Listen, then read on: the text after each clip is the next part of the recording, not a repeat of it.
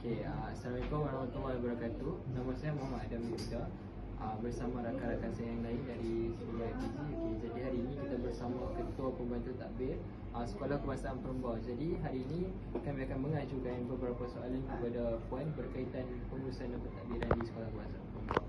Jadi soalan pertama, Puan urus bahagian apa di pejabat sekolah dan bahagian mana skop tugas Puan? Menguruskan bahagian perkhidmatan. Perkhidmatan dia banyak cabang. Salah satunya kita buat gaji. Lepas tu menguruskan pendaftaran murid.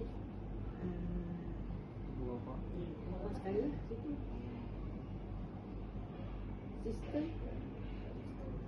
Sistem macam contoh dia permis. Contoh sistem dalam Ibakat, permis. Kita turun cikgu dalam sistem operasi. Semua maklumat guru. KWSP pun semua pakai sistem. Nanti nak buat gaji untuk interim ke apa-apa, semua pakai sistem.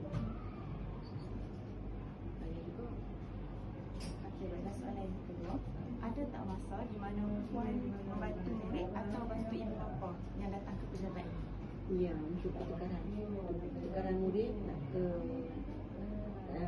dalam daerah, luar daerah ataupun luar negeri. Kita bantu ibu bapa. Dan soalan yang terakhir, apa cabaran Puan yang paling besar kerja sehari di pejabat? Contoh situasi. Situasi dia bila naik pangkat. Sebab dia kena banyak upload.